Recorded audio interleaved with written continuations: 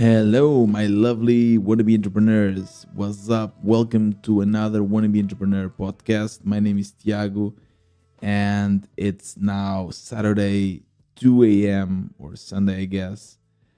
And I'm really, really tired. And also, like, maybe one of the reasons why I've been slacking off on the day when I actually should release this podcast, which is Wednesday, is because, like, a lot of things have been happening in my life. Also, my personal life. We are moving to a different flat. And if you have moved before, you know that it's so stressful. And when I looked at our flat at first, and granted, it's not even the first time we moved already a couple of times, but I thought, okay, you know, it's we don't have that much stuff. We can just like pack everything real quick and in a couple of hours we're done. We just get a van and take everything to the new flat. But that's not true at all. We have so much crap. It's crazy. Like I really, really contemplate the possibility to live a more minimalist lifestyle because yeah, there's so much stuff that I have hanging around that I just don't use. And yeah, it just drains all my energy. I'm used to just being on my laptop. So like doing all these movements like every day and moving around and thinking how to structure like the operational side of things is something that I'm not used to that. So I get super tired. Like just drains all my energy. That plus, pot squeeze and going on holiday soon. Yeah, there's so much to prepare. I'm going to another sailing holidays. If you know me, you know that I've been doing this like every year now, and this also, of course, requires a lot of planning because I'm the skipper. I'm going to take the boat, so yeah, a lot of stuff going on. So I'm sorry, but yeah, at least you can count on one episode every week, which is, I guess, really cool. We are more than 300 episodes. This is really cool. Today, I want to celebrate with you a huge milestone for Joe and I for Pod Squeeze, which was we finally created our company. Yes, it's the company is not called Pod Squeeze, by the way. Pod Squeeze is kind of the trademark. The company is called UserQuest. I know it's not the most amazing name. It's also not that bad either. I will explain why we picked this name, but yeah. So today, that's the topic of this episode. I want to explain to you the whole process, how to set up a company, more specifically in Portugal or Europe. But I guess, a lot of these things that I'll talk about, are transferable to whatever you are. Hopefully, it's a bit easier in the country where you live because Portugal, there's a lot of bureaucracy. But I want to like tell you the whole story because it's been more than 2 months on the making, and we have been learning a lot about like setting up companies, and also like this kind of changed the way I see business. So yeah, I think it's going to be a really interesting episode, and I'm feeling really happy to finally be able to tell the story to you because yeah, again, it's been like 2 months doing this, and it was at some point I thought we would probably just sell the business before creating the company. So yeah, I think it's going to be really interesting, and yeah, let's just get started. So first of all, I want to say that so as you know, Pod Squeeze is 6 months old, half a year now, and the reason why it took us so long to like create a proper company was because first of all, we're not expecting Pod Squeeze to grow so fast, and second is because we were using this kind of legal regime of being a solo entrepreneur. So in Portugal, you can either set up a company, a corporate, or you can be a single entrepreneur, and you have like a more simplified taxes if you do it like that. But this model doesn't work when your company scales to like multiple clients. So that's why we decided to do the shift. And when I first started, like it's my first company as well, João's first company. So we were clueless. We had no idea about like taxes and setting everything up. And to be honest, I it's been so long ago that I don't even remember where it started. I believe it started with finding an accountant. So basically, here in Portugal, if you have a corporation, it's mandatory to have an accountant. An accountant is someone that takes care of your bookkeeping and your taxes and make sure that you're paying everything your state and your country wants you to pay. So that's basically where the frustration started, like how to find an accountant. So I don't know, Joe and I were expecting that we would find a person or a team that would just guide us through the whole process and explain everything to us. But oh boy, were we wrong. So first we started with finding one accountant, and we started to kind of calculate, okay, how much taxes are we going to pay now, because it's a corporate. And like there was no proper answer. All the accountants, and we spoke with three different accountants, and still until we basically decided to keep one, and stay with one. They I don't know, it really felt that we always had to pull all the answers out of them, and we kind of expect that they would just sit down and explain the whole process to us. But no, they, to be honest, like a lot of them were clueless about working with a SaaS, a software as a service, like we are. They mostly work with companies here in Portugal, like your, I don't know, coffee shops and more physical companies. So no like online. So it was really hard to explain to them that we didn't have a lot of expenses. It's an online business. Everything is, we have our servers, but of course we have our API providers and so on, but we have like 85% profit margins. And the way the taxes are structured, you need expenses because you do not pay taxes on the expenses, at least here in Portugal. So yeah, all the accountants that we talked with, they were basically trying to apply the same formula that they apply to a coffee shop. They're trying to apply to us, but it didn't work for us because that meant that we would need to pay, I don't know, more than 60% taxes, which is crazy if you think about it. Think about how hard it is to build a company. It's been 10 years then that Joe and I basically started this whole like entrepreneurship. Of course, not with Podsquiz, but yeah, we finally made it. We finally got something working out, and there was like a lot of sacrifice. I mean, if you've been listening to this podcast, like I sacrificed a lot. There was a lot of risk. I left my job and everything, and yeah, finally we have something that is working, and suddenly the state comes like, yeah, 60% is ours. It's crazy. It's really really absurd. So yeah, we since we couldn't get this information from our accountants, like how could we reduce our taxes? We basically started researching, and we tried to talk with a lot of people. We tried to we used a lot of GPT, to be honest. GPT was, I don't know, a huge help for us because it was our personal accountant, our personal lawyer, everything. Um, so like a lot of GPT, a lot of researching, and surprisingly, also a lot of unwanted opinions. Every time I would go and complain about the whole process of setting up a company, or even maybe like asking for some suggestions, people on Twitter would come to me, and I don't know, they always gave advice in a way that everything seemed so simple according to them. They'll be like, what, just whatever, use Stripe Atlas, just do the company in Estonia, just 3 clicks, or just go to Singapore. So that was really frustrating because I don't know, for Joan and I, again, we were when we first contemplated the idea of creating a company in Portugal, and we saw how much taxes we would need to pay, we thought, okay, maybe there are other options. And then everyone around me, and when I tell you, everyone's like literally people from, I don't know, all walks of life, like my friends, people from Twitter, from different countries, everyone, like, they was like, yeah, it's super simple. It's super simple. You just go to Singapore, just go to Dubai. Uh, and I don't know, I felt that was dumb. I felt that, okay, if they are saying that it's simple, why is, like, first of all, why are like our accountants not saying this to us? And second, like, why it seems that it's not this easy for us, every time we would try to follow one of these ideas, we would find a lot of constraints. Let's I'll give you an example. Singapore, right?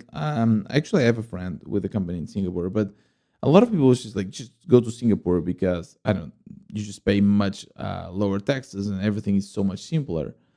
And then of course we decided to investigate that, and there are a bunch of companies in Singapore where they will basically do the whole process for you. And we're like investigating on that, and then suddenly we realized that you actually need, like, one of the stakeholders of the company needs to be in Singapore, needs to live in Singapore. But like then Joe and I thought, like, of course we don't want to move to Singapore, we want to live in Portugal. So these companies, what they do is that they will assign a chairman, like a person that will actually own legally one part of your company. And of course that they won't do anything. They cannot take any money, whatever. To be honest, we didn't fully understood how that process would work. But that was scary. That was super scary. That's very dodgy, right? Like you have your own company, and then there's a person that also like is part of this company just because you want to put your company in Singapore. So yeah, we discarded this idea because we're just not comfortable with that. So then the other option was, oh, actually, it was Madeira. Madeira is an island here in Portugal, and it's kind of it's not an offshore, but that's something that we also this fiscal paradise. It's a very subtle line to cross because Madeira can be sometimes considered to be a fiscal paradise. A fiscal paradise is where you basically go to avoid paying taxes or to pay really, really low taxes. And you somehow scam your country so that they believe that, I don't know, you are living there, for instance. So a lot of companies, they are headquartered or they are based in these fiscal paradises. Madeira is kind of a fiscal paradise, or it can be one, but the idea is not to be one. So the idea is that if you live in Madeira, you also have like really low tax. I think from all the options, Singapore, Estonia, we didn't see others, but like Denver or whatever. Madeira was actually, I think, one of the best options in terms of taxes. But what we realized, and again, we are just trying to pull this information, and it's super hard. It's so hard to pull all of this information because you have like, I don't know, a lot of sources, but you don't know where you can trust. So what I did was I called like every time there was like an entity that I thought I could trust, I would call them. So I called. I went to the Madeira website. It's called Zona Franca da Madeira. It's called, and they have a website, and they say like all these accountants work with us. And I emailed all of them. I kid you not, all of them, and I told them, "Hey, I have a bunch of questions. Can you help me?" And I just lay down all the questions, like, "Hey, how much taxes we have to pay?" They were saying that we need to like do an investment in Madeira. Like, how much would that need to be, and everything. And then the main question is like, do we need to live in Madeira? And the answer was yes, you need to, obviously, right? So if you are just basing your company in Madeira, but you don't live there, then it's a fiscal paradise, right? Because then you're just defrauding the state. You're just like basically pretending that you live there so that you have all the benefits. But the ideas of having like these benefits is that they want to repopulate these areas. They want people to live in Madeira. So we soon realized that the only option for us would be to not necessarily to live in Madeira, but to like go there really often. We would need to go maybe 5, 6 times a year. And then I thought like the whole idea of being, our own bosses is to have freedom. Freedom is the most important thing we want. And I think this is kind of what every indie maker, at least from my interviews and from what I gathered, like all the indie makers, we want this. We want freedom. Like on top of everything, freedom is the most important thing. So if we suddenly are bounded to go to Madeira, 5 times a year, whatever, I know it doesn't seem that bad, but it's kind of, getting away in the middle of our freedom. So we didn't like that option. And again, like all of this, people would come to us and say like, yeah, Madeira, go there, it's super easy. Everyone, and this was so frustrating because everyone sounded like, and they were saying that it was easy, but later what we realized is that these people, they never actually created a company. So they just heard from someone else that, yeah, these options were viable, and they would just give this option, I don't know, so that I believe that they wanted to be valuable, but they weren't. They were just like annoying, and somehow it was really frustrating because it took us through a lot of paths that like just was a waste of time, or not the entire like waste of time, right? Because we still learned a lot about these things. But anyways, so yeah, Madeira was not the option. Then the last option we tried to investigate, that was not Portugal, was Estonia.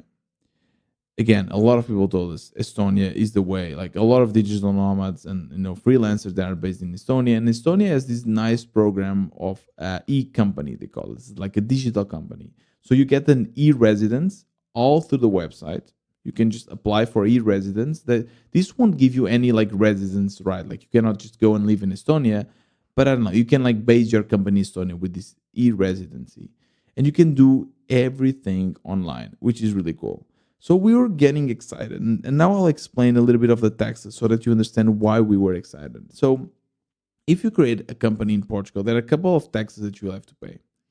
First of all, you will need to pay social security. So if you employ yourself, you will need to pay social security. And it's an absurd amount. Just for you to understand, it's 35%. Yeah, 35% goes to social security. And then you still have to pay your normal income tax. So with this option, if you would go through this option, we would pay again more than 60% taxes, which is absurd. The other option is that you are not an employee or you're necessarily not an employee of the company. So basically what happens is that you are kind of an employee, but you get minimal wage. You get a really low amount of salary so that you don't have to pay social security and your income tax are really, really low. And then the way you take the money out of the company is by dividends.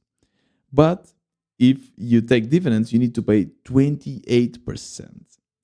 So 28% you need to pay. And on top of that, every year, once you reach the end of the year, and I believe this is like similar in multiple countries, you need to pay taxes on the profit. Even if you don't take the profit out of the company, even if you reinvest, you need to pay taxes. Here in Portugal, it's called IRC, and it's around 20%. So there's also compounded, so it starts with 17, whatever. It's around 20%. So let's sum up. So you have 20%, of IRC, and then you have another 28% if you want to take the money out. So it's still like close to 50%.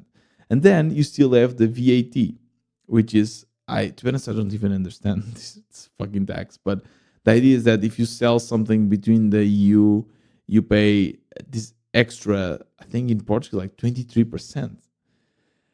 Yeah, you are starting, I don't know.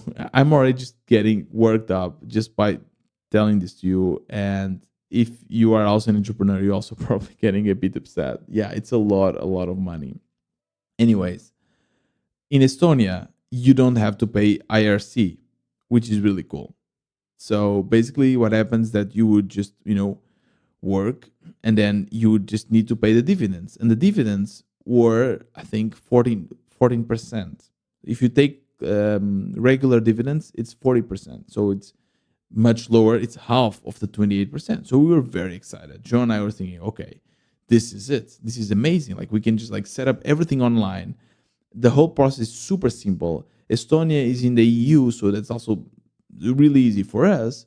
And we are going to pay less. We finally found it. Like we can trick the system and in a legal way. At least that's what we thought. But then the first problem arose, which was double taxation. Yeah, when you're living in a country and your company is in another one, what can happen is that you get double tax. So you get to pay taxes in Estonia and then you get to pay taxes in Portugal. But we could actually go around of this problem because since both countries are in the European Union, they have treaties. So treaties, I mean. So they have treaties. Yeah, they give you candy.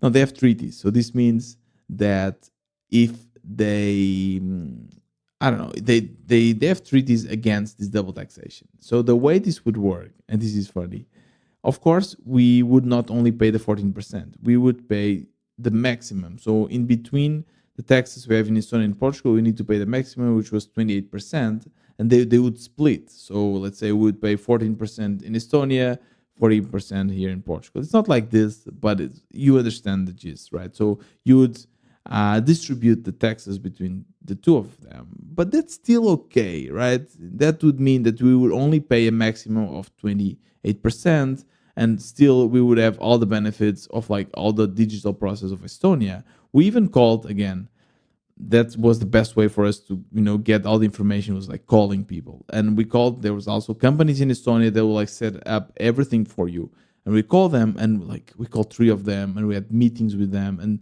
now you understand why this is taking so long. Like we had so many meetings and so many questions. Like Jean and I would spend hours just discussing all the options and like speaking with GPT and everything. But yeah, we're excited about this, and we're really convinced that we would go with Estonia. It seemed like a great opportunity. But then, I think it was like in a Reddit forum, someone was saying that was illegal. Like we couldn't do this. Like we couldn't live in Portugal and have a company in Estonia. But again, everyone in Twitter was saying, no, I have one, it's fine. We decided to hire a lawyer. Yeah, we decided that would be the only way to fully understand if it was legal or not. Like we tried to read all the laws and everything, but nothing was clear. So we decided to have a lawyer. Like, and the way, by the way, I don't know if you ever consulted a lawyer. It was really simple. I just went online and says like financial lawyer, whatever. And there's this nice service where you just pay $80. I mean, just quote unquote, but $80, and you have like a meeting with a lawyer, and you can just like ask all the questions you want.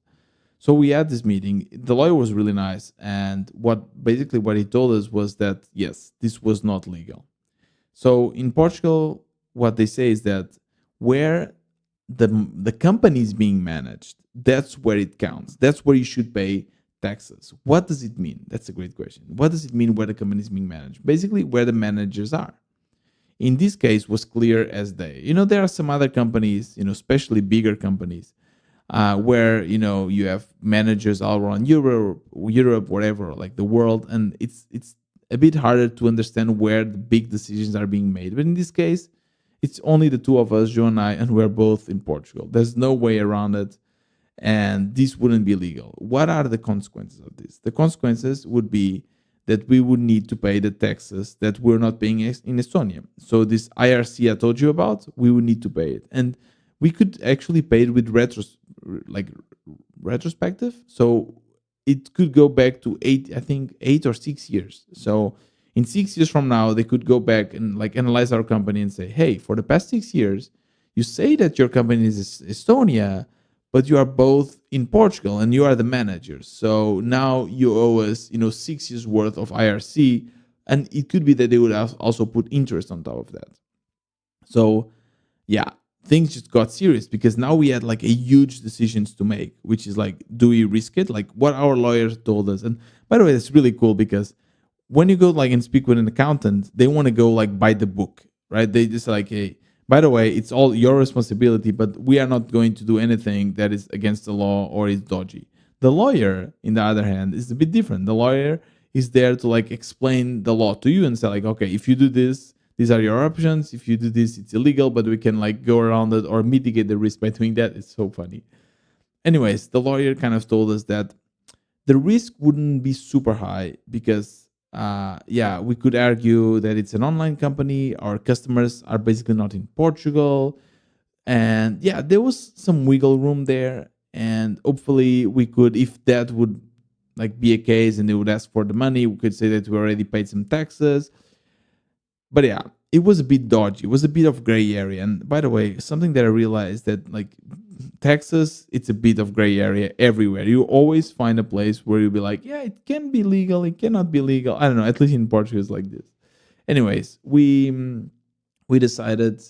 We were really thinking about it. We were just thinking, okay, Estonia, is Estonia a great place? I mean, can we like stomach all of this, like having this risk? Because if you think about it, yeah, worst case scenario, we need to pay this money back. But in the meantime, we would own the money. Like we have it. We could like, I don't know, invest it or just put in like some fund and get 2-3% out of that. So that would be cool. But I don't know. I was thinking, and like again, we didn't treat these decisions lightly. Joe and I were like thinking a lot about them. And once like I don't know, I was thinking and I realized that having the interest, like the possibility of paying interest, that could be really damaging because we didn't know how much interest we would need to pay. And as well, like the possibility of always having to like put some money on the side was not very practical for me because like Joe and I we're not getting, yeah, we're getting good salaries for Portugal, but like if you think about like in the context of, I don't know, developers, it's not that much. Like we're getting paid 60K, but that's before taxes, right?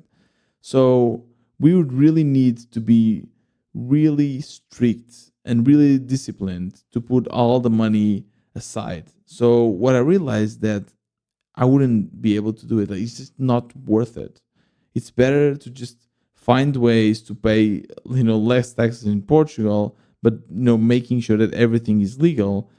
Otherwise, Yeah, it's funny, and I will tell you how I came up with this decision. So, my partner and I were just going on a tram here in Portugal, and we just ran. The tram was about to leave, and we ran. And here in Portugal, there's something that's really annoying, which is like you cannot buy a ticket inside of the tram without cash. You need cash, which is crazy. We didn't have cash, so we thought, okay, it's just 3 or 4 stops. Let's just risk it. We'll just wait, like because I don't want to go and withdraw cash just to pay this and miss the train, right? So it got me thinking that the reason why it was so easy for me to make this decision and to just continue in the train and risk to have a fine is because I can afford the fine. Like we can afford the fine. It's fine. Nice wordplay there. Yeah. Even if you go and have to pay, let's say, $100 each, yeah, in Portugal the fines are really high. That's okay. I mean, of course, it's annoying, but it's okay. It won't drag us down too much.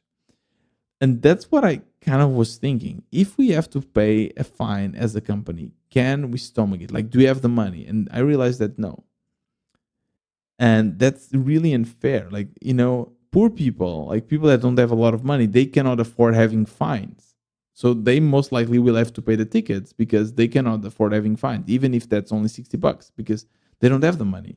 And it's the same for companies, like big companies, huge companies, huge corporations, they have their own lawyers and everything. They can afford the fines, so they can risk it to put their company. And like my lawyer told me about like really crazy schemes, so they can afford to put their companies in whatever the Seychelles and Estonia and everything, because if one day they need to pay, they'll just point their lawyers towards that country and say like, yeah, fix this, and if we have to pay the fine, we pay it. For us, we are unfortunately still not there. We don't have enough money so that we can afford the fine. So in the end, we decided, yes, let's go with Portugal. And that was a whole other story, because creating a company in Portugal, I don't want to go too much in the details here because this is too niche. It's only about Portugal. But the whole bureaucracy and the whole system is so stupid and it's so slow that it was really frustrating. First thing you need to do, and now I'll tell you the story about the name UserQuest, is that you need to register a name, right? And I know what you're thinking. Like, okay, you just go to a website and see if the name is like buying a domain. No, it's not. It's not.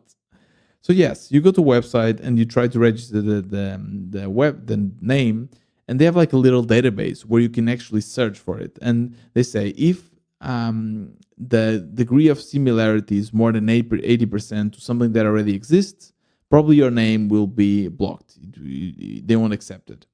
So Joe and I were just like, I don't know, typing, and we came up with some ideas like indie works, indie tech. I don't know, something around indie, because we're indie makers, right? And yeah, I think we decided indie tech. You need to pick 3 names, but the first one was indie tech and had no similarity to anything. So I thought, okay, great, let's apply. And you pay. By the way, everything is paid. So you pay $70, and you wait 11 days. Yes, 11 days until they accept, or until they get back to you. 11 days. And we waited like all the 11 days. We waited, and they said all of them blocked. Like we couldn't use those names because they were too similar. Like, how is this possible? Like, we tried using their tool. They said, yeah, no, the tool doesn't work really, really well. uh, so we were like, okay, we're really frustrated about this. And that's why then we came up with a more abstract name, user quest, something that I don't know. The problem with indie text was because tech is a very common name. I don't know, something around that. So we decided to go with UserQuest. And again, we waited 11 days and still didn't work. They said that they were like too busy and they have like too many requests. Wonder why they have so many requests, by the way. It's because their tool is shit, and tells you that names that are possible that in reality are not possible. So people are basically, always requesting new names. That's why there was like such a huge queue. So in the end, took more than 11 days. So the whole process took more than a month. Just picking the name took more than a month. So you can imagine the whole frustration. Like Joe and I, we're makers. We just want to like build products. And it's funny that this other side of the business, it's really important. It's also really annoying. Anyways, where was I? We finally got the name, and we try to go to the website, because when you get the name, you can like create your company online. So we try to like set up everything, and there's like again a bunch of stuff we don't understand, a bunch of agreements we need to sign, things that we didn't understand. Luckily, João's sister is a lawyer, so she helped us a lot. And then we were about there was, by the way, the tools were all flawed and like they didn't work. We had to call the systems like many times, and they were like, I don't know, it just doesn't work, whatever. And anyway, in the end, we're about to submit, and then they're saying, yeah, there's a waiting line of like a month and a half. I'm like, no way, no way. After all this trouble, we still need to wait more than a month? No. So we decided to go through the third option, and the third option is that you need to go physically to the finance, department, and you need to like set up the company. The problem is that like everyone does the same. So João and I, and if you follow me on Twitter, you probably saw these photos. We woke up at like fucking 5 a.m. in the morning so that we would be the first in line, so that we would make sure that we would get an appointment. So maybe this is something we would find funny in a couple of years, but it's so frustrating. In the end, we created the company. Yes, I don't know. To be honest, I didn't feel that great. I should, but like, I don't know. All I could think was like, now we have to pay this crazy amount of taxes. There's so many things. Like now we have to pay the accountant. We need to pay software system, so to do all the finances. Yeah, the next step, by the way, after creating the company, is to setting up a bank account, like a business bank account. This time we tried to innovate a little bit. We went with Revolut. I don't know if you know, it's a huge uh, online bank, and it's actually a bank. So it's not like another. I think the other tools like Wise or so, they are not banks, but Revolut is a bank. So again, another like a bunch of meetings with Revolut, and yeah, we decided to go with them. Hopefully, this will work. One drawback about Revolut is that their accounts are all in Lithuania. So the IBAN it's like from Lithuania, and we're afraid that they would not accept this in Portugal. Maybe we'll still have run to that problem, but they are anyway migrating. So soon we'll have like a Portuguese IBAN, and I don't know. I feel good that I have this Revolut, because at least we didn't go through the Portuguese banking system. We tried to innovate a little bit, and yeah, we have a company. That's it. That was the whole process. Actually, let me tell you like the last thing, and also like why I think this whole process changed the way I see business as well.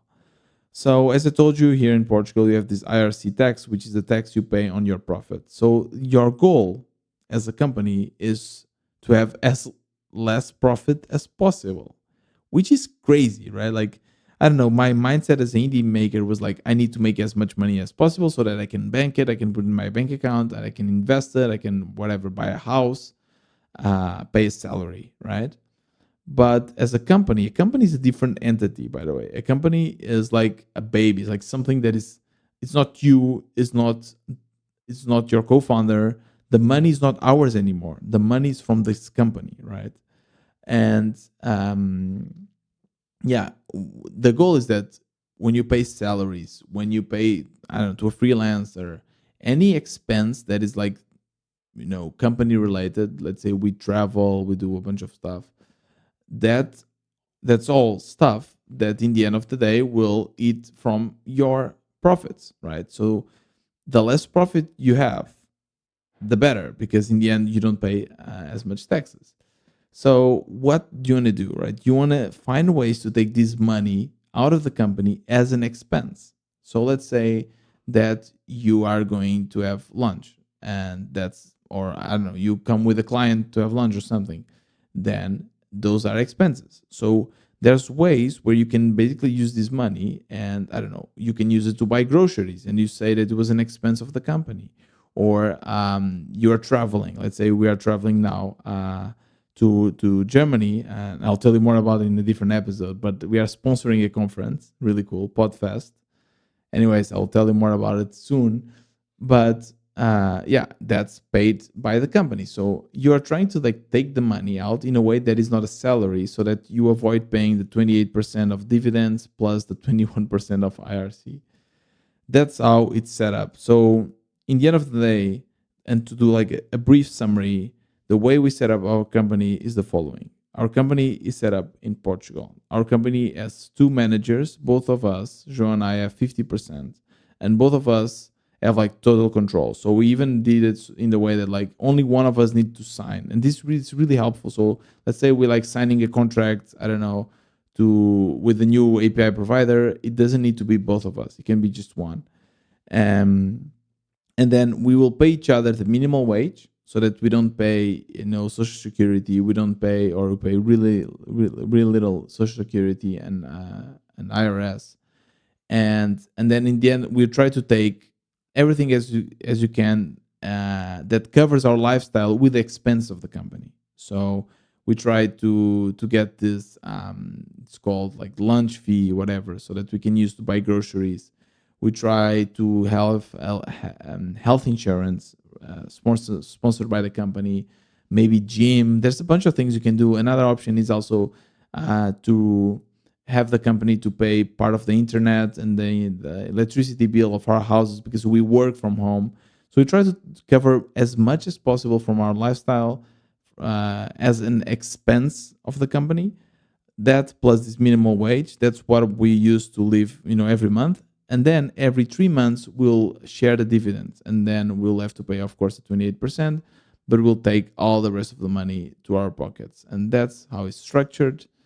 Again, this is also like changing the way I see business, because now when I hire a freelancer, when we invest in, I don't know, advertisement, when we invest on, I don't know, creating branding, whatever, it's a bit easier now to make these decisions and spend that money, because it's an expense. And we know that we are using this to grow the company, and as in the same time we will pay less taxes in the end of the year. And it makes sense, because if we grow the company, our MRR will grow, and eventually the valuation of the company will grow. And if we sell it one day, we'll sell it for more.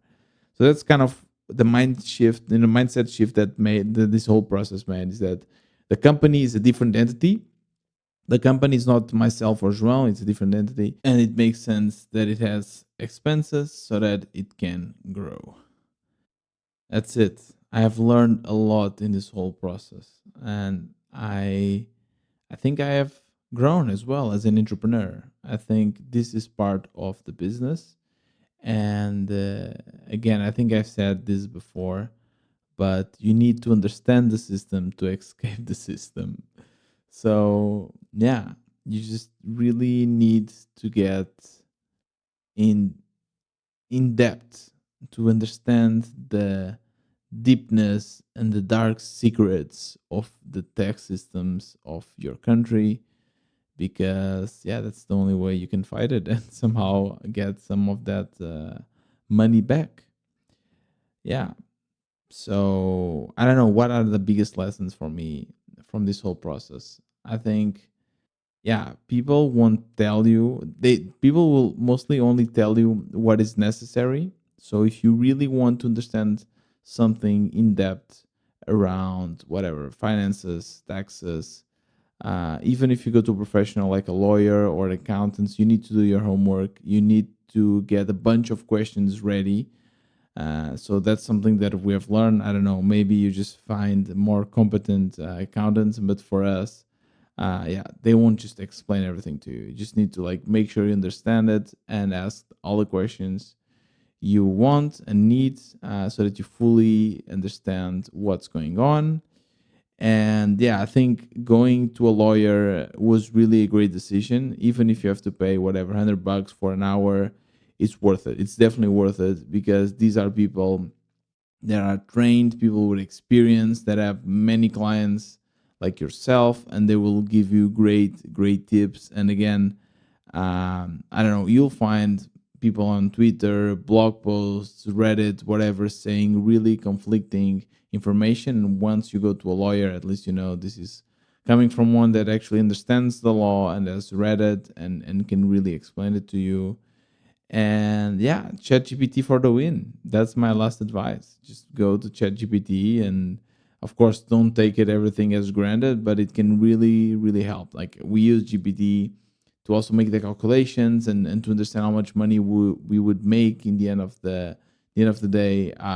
And we use it to compare like Estonia, Portugal, like multiple scenarios in Portugal, Madeira, and everything I told you. Yeah, we're always testing things out with GPT. And that's it. That's basically everything I wanted to tell you. If you have any questions about taxes, if I can help, I will try. I will try my best. So just shoot me a message at WBTiago on Twitter.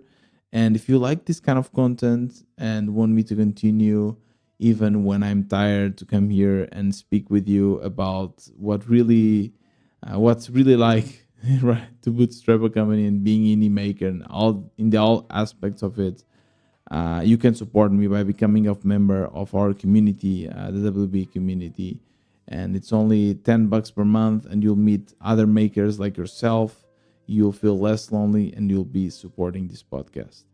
This was another Wannabe Entrepreneur. See you next time.